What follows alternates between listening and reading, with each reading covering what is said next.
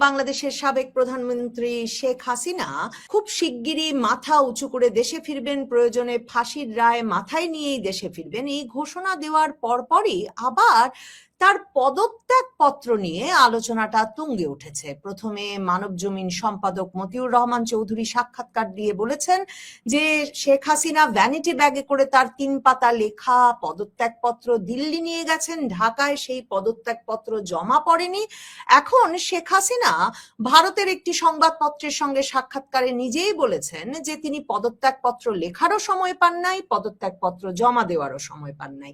শেখ হাসিনা যখন ঘোষণা দিয়েছেন যে তিনি খুব শিগগিরই দেশে ফিরবেন এবং বাংলাদেশ জুড়ে আওয়ামী লীগ, ছাত্রলীগ এক রকমের পুলিশ প্রশাসনের বাধা উপেক্ষা করেই মিছিল কর্মসূচি পালন করে যাচ্ছে, তখন হঠাৎ করে এই পদত্যাগ পত্রের আলাপটাও কেন উঠলো এবং কেন এতটা জোরালো হয়ে উঠলো, সেটা যেমন কৌতূহলোদ্দীপক, তেমনি এই প্রশ্নটাও মাথায় ঘুরপাক খায় যে আরব বসন্তের পর সবসময় দেখা গেছে যে প্রথম নির্বাচিত যে সরকার, সে সরকারটি বেশি দিন স্থায়ী হতে পারেনি।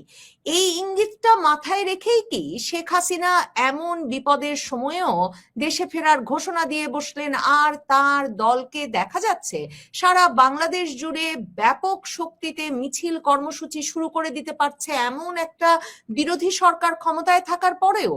এসব নিয়ে আলোচনায় আমার সঙ্গে যুক্ত হয়েছেন ব্লিটজ সম্পাদক সালাউদ্দিন শোয়েব চৌধুরী। সালাউদ্দিন শোয়েব চৌধুরী, আপনাকে স্বাগত জানাই।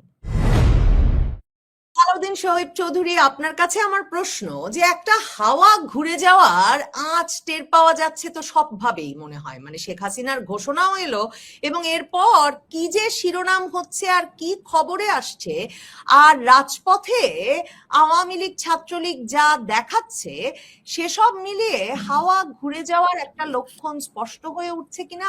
আমেরিকার হাওয়া গায়ে না লাগলে হাওয়া বদল হওয়া তো খুব মুশকিল। মার্কিন যুক্তরাষ্ট্রের হাওয়া গিয়ে শেখ হাসিনার গায়ে লেগেছে, মানে আরব বসন্তের পরের ঘটনা কি বাংলাদেশেও খুব শিগগিরই ঘটতে যাচ্ছে? অনেক অনেক ধন্যবাদ। আপনি যেমনটা বলছিলেন আরব বসন্ত এবং জেসমিন রেভলিউশন, দেখুন 2011 সালের 14 জানুয়ারি তিউনিসিয়ায় জেসমিন রেভলিউশনের পর সেখানকার যে 23 বছরের যে কর্তৃত্ববাদী শাসক বেন আলী, ওনার পতন হয়। বেন আলীর পতনের পর তিউনিসিয়াতে আজ অব্দি কোনো সরকারি আর স্থায়িত্ব পায়নি, স্থায়ী হতে পারেনি, একটার পর একটা চেঞ্জ হচ্ছে। আর তিউনিসিয়ার অবস্থাটা হলো ঠিক এই মুহূর্তে বাংলাদেশে যে অবস্থা সেরকম, মানে সর্বত্র এক ধরনের অস্থিরতা বিরাজ করছে। আবার আরব বসন্তের মাধ্যমেই মিশরে যে সরকার পতন হয়, সেখানে আমেরিকা মোহাম্মদ মুরসিকে ক্ষমতায় বসায় এবং মোহাম্মদ মুরসিকে ক্ষমতায় বসানোর পর 14 মাস ঠিক বাংলাদেশের মতনই তাণ্ডব হওয়ার পর সেখানে ক্ষমতা নেন Abdul Fattah al Sisi general. দুটোই আরব বসন্তের ফল, প্রোডাক্ট। একটা হলো তিউনিসিয়া, এখন পর্যন্ত অস্থিতিশীল, আরেকটা হলো মিশর, পুরোপুরি স্থিতিশীল। কারণ হলো সেখানে আর কখনো কথিত গণতন্ত্রের নামে গবেষণা করা হয়নি। সেখানে একজন জেনারেলকে আমেরিকা সমর্থন দিয়ে ক্ষমতায় বসিয়েছে। এটা হলো আরব বসন্তের প্রেক্ষাপট। এবার এশীয় বসন্তের প্রেক্ষাপট যদি দেখেন, যে শ্রীলঙ্কায় যে পট পরিবর্তন হলো, রাজাপাকসা, বা বাংলাদেশে হলো, এর আগে পাকিস্তানে হলো, নেপালে হলো। তো পাকিস্তানে কিন্তু ইমরান খানকে সরিয়ে ক্ষমতায় পট পরিবর্তন করে এখন যারা আছে ক্ষমতায় তাদেরকে আনা হয়েছে। কিন্তু আপনি জানেন যে এখন পাকিস্তানের রাস্তায় ককরোচ আওয়ামী পার্টি বা তরুণদের একটি আন্দোলন, সেটা ক্রমশ বিস্তৃত হচ্ছে, বিস্তার লাভ করছে। তার মানে মার্কিন যুক্তরাষ্ট্র সেখানে আবারও রেজিম চেঞ্জ করবে এবং ইমরান খানকে ক্ষমতায় ফিরিয়ে আনবে। নেপালে মাত্র কয়েকদিন আগে যে পট পরিবর্তন হলো, যে জেনজিদেরকে নিয়ে অনেকের উচ্ছ্বাস ছিল, সেই জেনজি কিন্তু এরই মধ্যেই ফেল করতে শুরু করেছে। এবং নেপালের ইতিহাসে আসলে কখনই তো কোনো সরকারই 1 বছরের বেশি টিকতে পারে নাই, এরাও পারবে না। ব্যতিক্রম ছিল শ্রীলঙ্কা, সেখানে মিলিটারি রুল হয় নাই, কিন্তু সেখানকার মানুষ, জনগণ খুব সেন্সিবলি এটাকে হ্যান্ডেল করেছেন, যার জন্য একটা দেউলিয়া অর্থনীতি আবার সজাগ হয়ে গেছে, সচল হয়ে গেছে, শক্তিশালী হয়ে গেছে। এবং শ্রীলঙ্কায় তাদের সৌভাগ্য হলো সেখানে কোনো মোহাম্মদ ইউনুস ছিল না, যে নাকি ওই প্রেসিডেন্টের সরকারি বাসভবনকে জাদুঘর বানাবেন। আপনি যেটা বলছেন শেখ হাসিনার প্রত্যাবর্তন নিয়ে মানবজমিন সম্পাদকের যে সাক্ষাৎকার, দেখুন মানবজমিন সম্পাদক, আমি একটা স্মৃতিচারণ করব। 2009 সালে যখন শেখ হাসিনা সরকার গঠন করলেন, তার ঠিক 2 দিন পর ওয়ালসু টাওয়ারের ওনার অফিস ছিল তখন মানবজমিনের। তো আমি গেছি ওনার সঙ্গে দেখা করতে।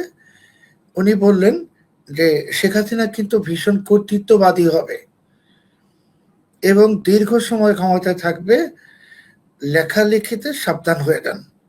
উনি কখন বলল? 2009 জানুয়ারি মাসেই। তারপরে কিন্তু আমরা দেখলাম কি হলো। তো এই মতিউর রহমান চৌধুরী, উনি শুধু যে আপনি বলবেন যে উনি একজন অনুসন্ধানী সাংবাদিক, এটা তো আছেই, সেটা বড় কথা না। উনি ভীষণভাবে ওয়েল কানেক্টেড একজন সাংবাদিক, আরো মোটা দাগে বললে আমেরিকার লোক।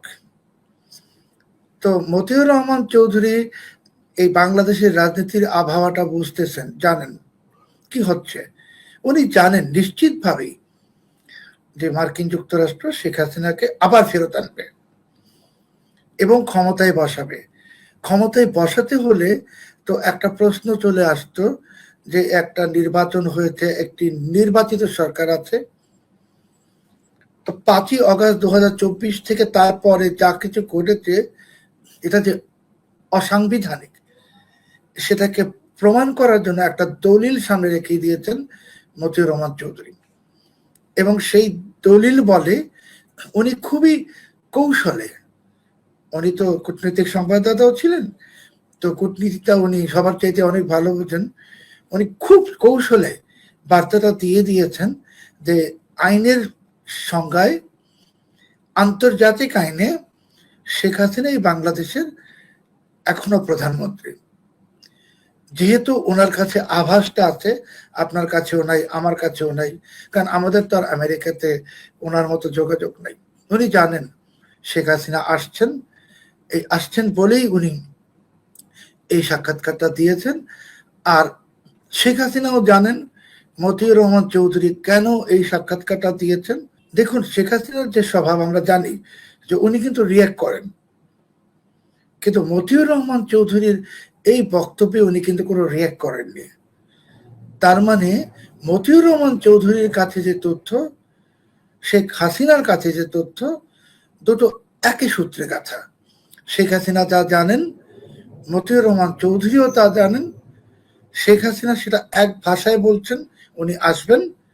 মতিউর রহমান চৌধুরী এটা ভিন্ন ভাষায় বলছেন, শেখ হাসিনাই বাংলাদেশের প্রধানমন্ত্রী। মানে তার মানে আপনি বলতে চাইছেন যে আপনার কাছে মনে হচ্ছে এমন ইঙ্গিত স্পষ্ট হয়ে উঠছে যে শেখ হাসিনা মুখে বলছেন বটে যে তিনি ফাঁসির রায় মাথায় নিয়ে ফিরবেন এবং প্রয়োজনে তার জন্য কারাগার প্রস্তুত করা হোক, ফাঁসির মঞ্চ প্রস্তুত করা হোক, কিন্তু মঞ্চ প্রস্তুত হচ্ছে আসলে শেখ হাসিনাকে মানে তিনি এখনো বৈধ প্রধানমন্ত্রী সেই পটভূমি তৈরি করে তাকে ফিরিয়ে আনার, মানে এবং সেটাই মার্কিন যুক্তরাষ্ট্র সেই খেলাটা এরই মধ্যে শুরু করেছে। শেখ হাসিনা তো চিরকালের মানে আমেরিকা বিরোধী, সেটা অবশ্যই ইমরান খানও। তো তাহলে মানে এদেরকে আবার ফিরিয়ে আনার কাজে মার্কিন যুক্তরাষ্ট্র যুক্ত হয়ে যায় কেন? আপনি আরব বসন্তে মিশর, তিউনিসিয়ার কথা বলছেন, কিন্তু ওর প্রভাবে দেখেন সিরিয়া, লিবিয়া, কোথাও তো এখন পর্যন্ত আমেরিকার নাক গলানো বন্ধ হয় নাই। তার মানে এই নাক গলানো এখন একটা ধারাবাহিক প্রক্রিয়ায় চলবে। আপনি যে দেশগুলোর কথা বললেন, যে ইরাক এবং অন্যান্য দেশে, আমি তো আগেই বললাম যে আরব বসন্তের সবচেয়ে সাকসেসফুল ইমপ্লিমেন্টেশনটা মিশরে হয়েছে আবদেল ফাতাহ আল সিসি ক্ষমতা গ্রহণ করার কারণে। আর আপনি যেটা বলছেন যে শেখ হাসিনার সঙ্গে বৈরিতা রাজনীতিতে আর কূটনীতিতে, আসলে বৈরিতা সক্ষতা এগুলো কিছুই না, চেঞ্জ হয়ে যায়। যে যদি আপনি সিরিয়ার প্রেসিডেন্ট আহমেদ আল সারার কথা মনে করি আমরা, সে তো জঙ্গি ছিল মার্কিন যুক্তরাষ্ট্রের ডিসিতে এবং নিষিদ্ধ ব্যক্তি। এখন তো সেই হোয়াইট হাউসে যাচ্ছে আসছে, তাই না? কাজেই শেখ হাসিনা যে ফিরে এসে হোয়াইট হাউসে যাবেন না বারবার ঘন ঘন, এর কোনো নিশ্চয়তা নাই। দ্বিতীয় হলো যে একজন মৃত্যুদণ্ডাদেশ প্রাপ্ত ব্যক্তি তার যদি সম্পূর্ণ জ্ঞান থাকে, মানে জ্ঞান হারিয়ে না ফেলেন, সে কখনোই বলবে না ফাঁসির মঞ্চ রেডি করো। সে বলবে তখনই যখন সে নিশ্চিত যে এই ফাঁসির মঞ্চটা তার জন্য না, অন্য কারো জন্য। আমি তো আপনাকে বলেই দিলাম যে শেখ হাসিনা যে কারণে বলছেন উনি ফিরবেন, মাথা উঁচু করে ফিরবেন, ওই কারণেই মতিউর রহমান চৌধুরী বলছেন যে পদত্যাগপত্র ভ্যানিটি ব্যাগে নিয়ে গেছে। মতিউর রহমান চৌধুরী এক অত্যন্ত বিচক্ষণ মানুষ, উনি পরবর্তীতে আপনাদেরকেই সাক্ষাৎকার দিয়ে বলবেন শেখ হাসিনা ফিরলে। আমি তো বলেই দিয়েছিলাম শেখ হাসিনা পদত্যাগ করেননি, তিনি প্রধানমন্ত্রী। দ্বিতীয় হলো যে এই সমস্ত আরব বসন্ত আর এশীয় বসন্ত যাই কিছু বলেন, মার্কিনীরা তো স্বার্থ সিদ্ধির জন্য আসছে। তো ইরাকে স্বার্থ সিদ্ধি এখনো হচ্ছে একটা কারণে, যে ইরাকের মানুষরা এখনো আমেরিকার বিরুদ্ধে এতটা সংগঠিত না, ওখানে বিভাজন আছে। বাংলাদেশে যারা শেখ হাসিনাকে ক্ষমতাচ্যুত করেছে মূলত কট্টরপন্থী ধর্মীয়, তারা তো আসলে এন্টি আমেরিকান। আর এখন মার্কিন বিরোধিতা আরো বেড়ে গেছে এই বাণিজ্য চুক্তি, শূকরের মাংস ইত্যাদি কারণে। তো আমেরিকার তো আমি আপনাকে আগের প্রোগ্রামে বলেছিলাম যে মার্কিন যুক্তরাষ্ট্রের চট্টগ্রামটা লাগবে সামরিক ঘাঁটি করার জন্য। মার্কিন যুক্তরাষ্ট্রের আরাকানকে করিডোর দিতে হবে, কিন্তু এই সমস্ত দাবি বা প্রত্যাশা তো পূরণ ইউনুস করেনি, বিএনপি হয়তো করবে, কিন্তু আমেরিকা জানে যে এটা করে আসলে শেষ পর্যন্ত ওরা টিকতে পারবে না। দ্বিতীয়, আপনাকে আমি একটা ইঙ্গিত দিচ্ছি যে হাওয়া যে ঘুরে যাচ্ছে, পাশার দান যে উল্টে যাচ্ছে, তার একটি চলচ্চিত্র প্রমাণ আপনার সামনে এখন আমি হাজির করছি। আপনারা জানেন, আমরা জানি, সবাই জানে যে ডক্টর খলিলুর রহমান হলেন ভয়েস অফ আমেরিকা, মানে আমেরিকার লোক। ওই যে ছোটবেলায় হিজ মাস্টার্স ভয়েসের যে রেকর্ডটা দেখতাম না আমরা, ওখানে একটা রেকর্ডের গ্রামোফোনের সামনে একটি বিশেষ প্রাণী বসে থাকতো। এখন খলিলুর রহমান হঠাৎ করে চীনে গিয়ে বললেন ব্রিক্সে জয়েন করতে চাই, সাংহাই কোঅপারেশন অর্গানাইজেশনের সিওতে জয়েন করতে চাই। উনি রাশিয়াতে গিয়েও বলছেন ব্রিক্সে জয়েন করতে চাই, তোমাদের সমর্থন দাও। ব্রিক্স তো হলো আমেরিকার বিরুদ্ধে একটা শক্তি, একটা সংগঠন, সংস্থা। এসিওটাও একই।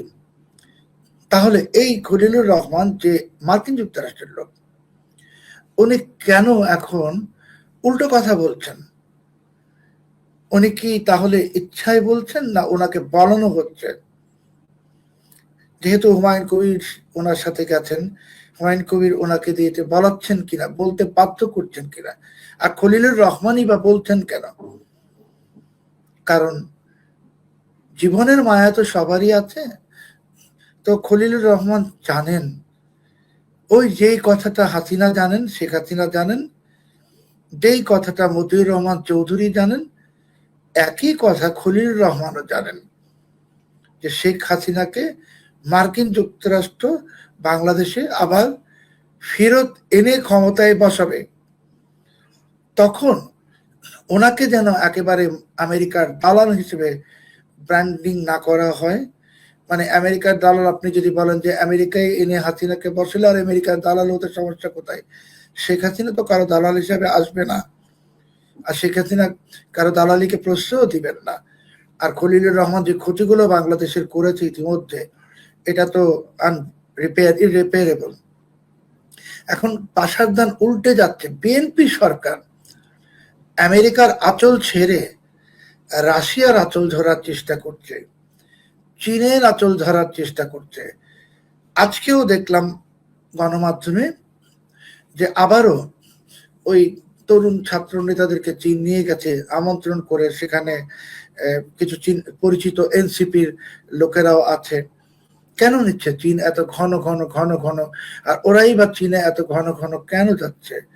কারণ হলো যে এই এনসিপি বলুন, জামাত বলুন, বিএনপি বলুন, তারা বুঝে গেছে যে আমেরিকা তাদের সঙ্গে বিশ্বাসঘাতকতা করতে চাচ্ছে। এই জন্য তারা এখন নতুন মিত্র খুঁজছে। কিন্তু সমস্যা এক জায়গায়, বিএনপি বা জামাত যাই বলুন না কেন, ওরা কিন্তু শেষ তক রাশিয়াকেও পাবে না, চীনকেও পাবে না। এই কারণেই পাবে না যে আওয়ামী লীগের সাথে শুধু আমেরিকা না, আওয়ামী লীগের সাথে ভারত আছে। ভারত থাকলে রাশিয়াও আছে, আর আমেরিকার বিরোধী শক্তি হিসাবে চীন, ওরাও আছে। কাজেই পাশার দান উল্টে যাচ্ছে। বিএনপি নতুন মিত্রের সন্ধানে, জামাত অস্থিরতায় ভুগছে। শেখ হাসিনা বারবার বলছেন উনি আসবেন, এবং উনি আসবেন। আমি শেখ হাসিনাকে যতটুকু চিনি, উনি যা বলেন সেটা উনি করেন। মানে ওনার মধ্যে তো এক ধরনের ডেসপারেশন আছে, উনি তো কাউকে পরোয়া করেন না। বারবার জেনারেল সিসির কথা বলেন, মানে শেখ হাসিনা যখন বলেছেন, কিছু হিসাব রেখে বলেছেন, একটা সময়ে পৌঁছেছেন বলে বলেছেন। কারণ এ কথাও তো তিনি মে মাসের আগে কখনো বলেন নাই তিনি দ্রুত দেশে ফিরবেন, কিংবা জুনের আগে তিনি কখনো সংবাদ মাধ্যমে সাক্ষাৎকার দিয়ে বলেন নাই যে পদত্যাগপত্র লেখার সময় পান নাই, পদত্যাগপত্র দিয়ে যেতে পারেন নাই। কাজে তিনি কোন সময়ে কোনটা বলছেন সেটা যে খুব বুঝে শুনে বলছেন, কারণ সাক্ষাৎকারগুলো দিচ্ছেন লিখিত, ইমেইলের মাধ্যমে উত্তর দিচ্ছেন। কাজে ভাবনা চিন্তা কি কি দলিলবদ্ধ রাখতে চান সেসব বুঝে বলছেন, তা নিয়ে আমার কোনো সন্দেহ নাই।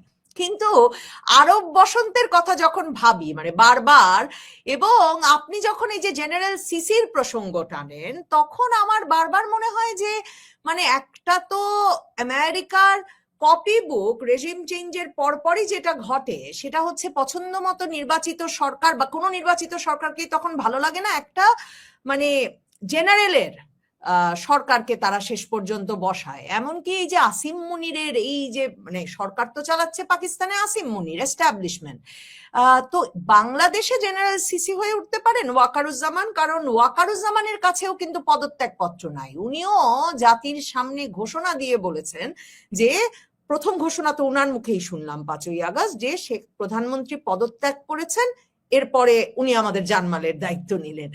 তো মানে মতিউর রহমান চৌধুরীর ওই রাষ্ট্রপতির সাক্ষাৎকারে শুধু তো রাষ্ট্রপতি দেখেন নাই তা না, তিনি তো বলেছেন যে ওয়াকারুজ্জামানও দেখেন নাই। দেখুন, জেনারেল ওয়াকারুজ্জামান বাংলাদেশের মানুষের কাছে উনি যে ক্ষমতা দখল করতে চান না সেটার প্রমাণ কিন্তু উনি দিয়েছেন। 5ই আগস্ট উনি ক্ষমতা নেননি, বা পরবর্তী সময়ে অস্থিরতা যখন হলো, উনি তো নিতেই পারতেন, নেননি। বাট আমি কিন্তু আপনাকে বা অন্য কাউকে বলেছিলাম যে ওসমান হাদির মৃতদেহ যেদিন এসেছিল 18 জানুয়ারি, সেদিনই 18 ডিসেম্বর, সেদিনই কিন্তু প্রেসিডেন্টকে হত্যা করা হতো ইত্যাদি বলেছিলাম। এই পরিস্থিতি থেকে রক্ষা করেছিলেন ওয়াকারুজ্জামান। শেখ হাসিনা কিন্তু বলছেন উনি আসবেন, দেশটাকে আবার ঠিকঠাক করবেন, কিন্তু শেখ হাসিনা কিন্তু একবারও বলেননি যে উনি প্রধানমন্ত্রী হতে আসবেন। উনি ফিরবেন অভিভাবক হিসেবে, উনি অন্য কাউকে ক্ষমতায় বসাবেন। কারণ একটা কাজ তো মার্কিন ডিপস্টেটের আছে, যেটা বঙ্গবন্ধু কন্যা শেখ হাসিনা পারবেন না, আর সেটা হলো কচুকাটা করা। ওই কচুকাটা করার কাজটা জেনারেল সিসি পেরেছিলেন বলেই আজ মিশর শান্ত এবং স্থিতিশীল। বাংলাদেশেও এটা হবে, হতেই হবে। সেই ক্ষেত্রে শেখ হাসিনা কার উপর সেই দায়িত্বটা অর্পণ করবেন সেটা তো আর আমরা জানি না, কেউই জানে না। বাট ওই ব্যক্তিটি এমন কেউই হবেন মানে যিনি মার্কিন যুক্তরাষ্ট্রেরও গুডবুকে আছেন এবং যিনি সময়ের পরীক্ষায় উত্তীর্ণ, যে ওনার মধ্যে হঠাৎ করে ক্ষমতা দখল করার কোনো ইচ্ছা নেই। তো আমি ব্যক্তিগতভাবে মনে করি যে বর্তমানে যে বাংলাদেশে যে পরিস্থিতি চলছে এবং প্রধানমন্ত্রীর লাল টেলিফোন যে বিচ্ছিন্ন হলো, তারপরে আবার সচিবালয় থেকে ল্যাপটপ নাই হয়ে গেল, এগুলো কিন্তু একটা একটা সিগন্যাল দেওয়া হচ্ছে। যে কালকে যখন প্রধানমন্ত্রীর একটা ছবি দেখলাম সামাজিক যোগাযোগ মাধ্যমে আন্দালিব রহমান পার্থর সঙ্গে, তো আমার কিন্তু ছবিটা দেখে খুব কষ্ট লেগেছে, খুব কষ্ট লেগেছে। অনেকক্ষণ আমি চুপ করেছিলাম। কেন কষ্ট লেগেছে সেটা আমি এখন বলবো না, কোনো একদিন আমাকে আপনি স্মরণ না করলে আমি বলবো। ছবি দেখেছি, মানে আন্দালিব রহমান পার্থ এবং প্রধানমন্ত্রী তারেক রহমান একসাথে গাড়ি চালিয়ে সংসদে গেছেন, এটা তো ভীষণ সৌহার্দ্যপূর্ণ একটা দৃশ্য। পার্থ সাহেব তো মন্ত্রিত্বও পান নাই, এটুকু তো তিনি পেতেই পারেন, আপনার কষ্ট লেগেছে কেন? সৌহার্দ্যপূর্ণ দৃশ্য সাদা চোখে তো মনেই হয়, আমরা তো একটু বাঁকা চোখে দেখি সবকিছু। তো আমি প্রধানমন্ত্রীর ফিজিওগনমিটা দেখেছি, ফেসিয়াল এক্সপ্রেশনটা, মৌখিক যে এক্সপ্রেশন, সেটাতে আমি খুবই বাজে কিছুর ইঙ্গিত পেয়েছি। কাজেই আমি চিন্তিত ওনার জীবন নিয়ে, ভীষণভাবে চিন্তিত। এবং একজন সরকার প্রধান যেভাবে এত নিরাপত্তাহীনতার মধ্যে চলছেন, উনি নিজেও জানেন না যে ওনার পাশে বা আশেপাশে কে আছে এতটাই। আর ওনার তো শত্রুপক্ষ মার্কিন যুক্তরাষ্ট্র, এটা তো উনি হয়তো এখন জানেন দেখেই চীন এবং রাশিয়ার কাছে ছুটছেন। এবং যদি মনে করেন একটু যে শেখ হাসিনা যখন আমেরিকাকে ত্যাগ করে অন্যদিকে যাচ্ছিলেন একটু বেশি বেশি চীনের দিকে রাশিয়ার দিকে, তখনই কিন্তু শেখ হাসিনার পতন হয়ে যায়।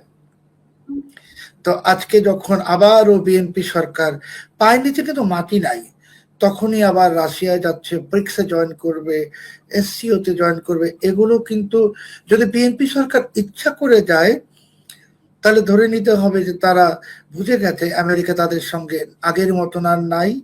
আর যদি খলিলুর রহমান ইচ্ছা করে যান তাহলে বুঝতে হবে এটা একটা সাবোটেজ। কাজেই সব মিলিয়ে পরিসংহারে যদি আমি একটা কথাই বলবো যে মার্কিন যুক্তরাষ্ট্রের যে ব্লু প্রিন্টটা সেটা খুব পরিষ্কার, শেখ হাসিনা বাংলাদেশে ফিরবেন, কারো কাছে তিনি দায়িত্ব অর্পণ করবেন, যে দেশ চালাবে, আরো সহজ ভাষায় বললে যে দেশটাকে পরিষ্কার পরিচ্ছন্ন করবে।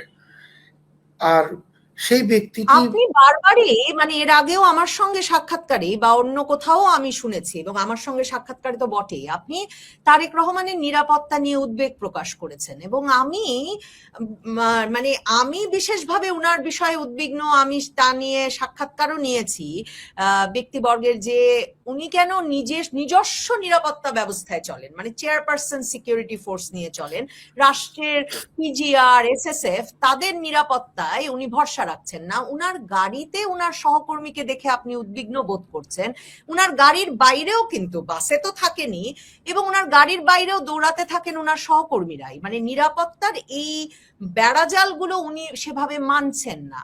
লাল টেলিফোনের তার চুরি হয়েছে, সেটাকে আপনি একটা বড় রেড অ্যালার্ট হিসেবে অনেকগুলো পোস্টও দিয়েছেন, আপনি লিখেছেন আন্তর্জাতিক সংবাদ মাধ্যমে।